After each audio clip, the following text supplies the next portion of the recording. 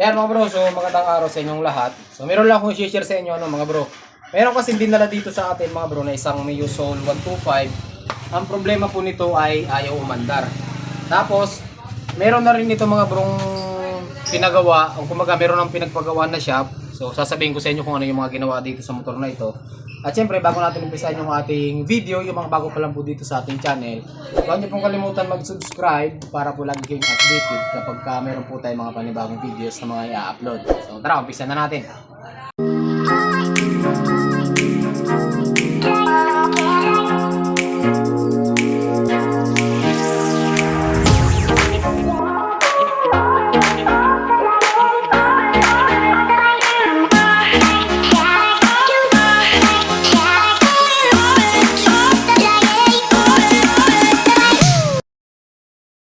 Yan, ito mga bro, kung nakikita nyo, nabali kalas-kalas na po yan kasi nga galing na ito sa ibang pagawaan.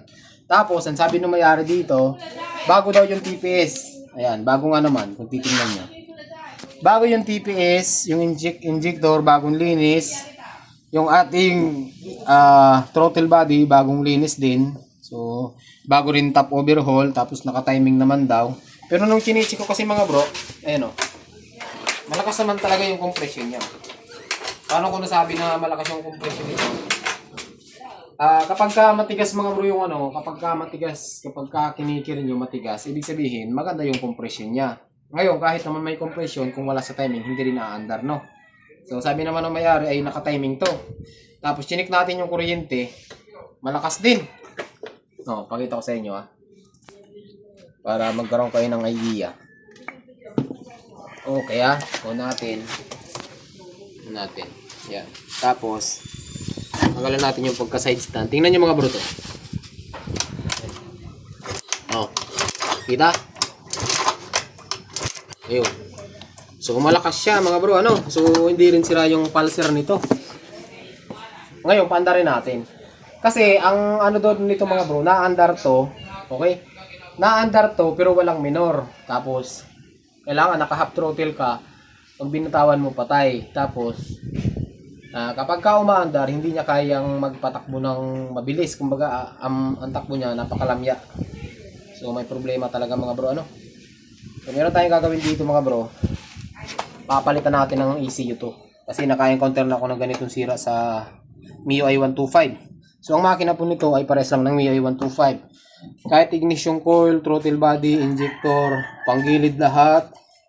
Lahat ng makina nito ay kapares ng 125. Okay? So, pag ino nyo naman mga bro, pansin nyo, sa kasi mga bro, sa decarburetor tsaka sa FI, halos pares lang din naman yung, ang kaibahan lang kasi sa carburetor, mayroon tayong CDI. Dito sa mga FI mga bro, mayroon tayong ECU. Ito yun, Ito yung ECU. So, ito yung pinaka-utak ng ating motor. So, ito yung bumabasa ng mga sensor. Ito rin yung nagbibigay ng command sa mga natin sa ito dito. Kasi wala naman tayong CDI. So siya yung nagbibigay ng kuryente dito galing sa ECU. Yung pulser papunta rin dito. Ayan. Yung itong mga naman, yung mga injector, ayan, galing din dito yan. Dito yung bumabasa ng mga TPS, ng mga temperature sensor, ng auto sensor. Ito yun mga bro. So nandito yung pinakautak. Kaya kapag ito may problema mga bro, possible na magloko rin yung motor nyo. Ngayon, paano nyo malalaman mga bro kung sira na talaga to, Ayan, meron tayong hiwalay na video dyan mga bro sa YouTube kung paano malalaman kung sira na talaga to. Pero yung mga basic dyan, kailangan merong kuryente, kailangan yung fuel pump mo tumutunog. Kasi ito yung natin mga bro, yung fuel pump kapag on nyo, dapat meron siyang nilalabas na negative supply. Okay? Meron siyang negative supply na nilalabas na 5 seconds. Ngayon, pag in-start nyo, dun siya maglalabas ulit ng panibagong negative para dun sa starting ng makina natin. So ngayon, subukan natin paandarin para magkaroon kayo ng idea sa sinasabi ko mga bro. Hindi na natin papatagalin yung nito, yung pag-trouble. Kasi naka-encounter na ako nito mga bro. Possible na ang sira ng motor na ito ay ECU. Ayan napakahirap pa rin paandarin. Ayan ayaw na. Yan, ayaw, di ba? Tignan natin. Kasi nagluluko rin yung susian nito. Ayan. Ayaw na. Ayun. Check engine. Wala naman siyang check engine.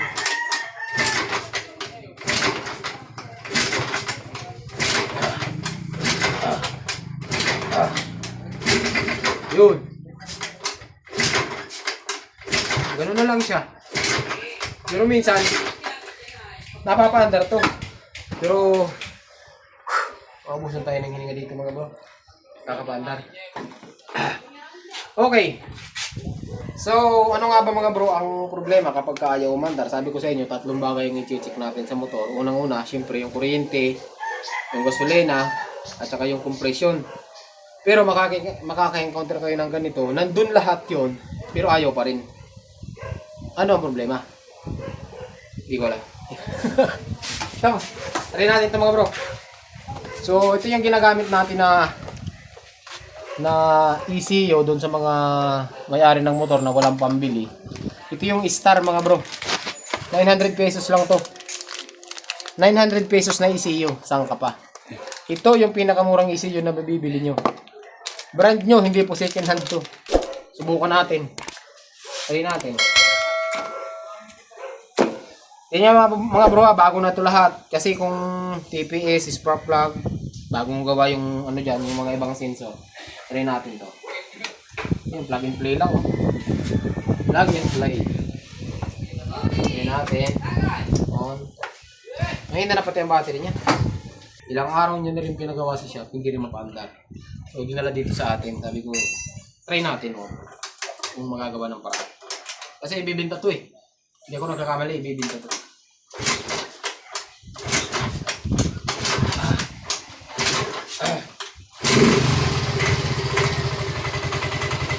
Kaya mga bro, kung nakikita nyo, mandar naman siya. Oh. May minor. So,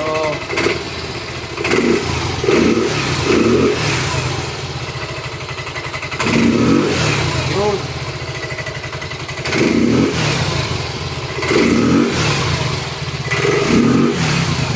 Ayos mga bro. Check natin. Mukhang huli na natin ang problema. Nagmulo ko lang yung susihan na yan. Oh, Marlon! Kasi ako.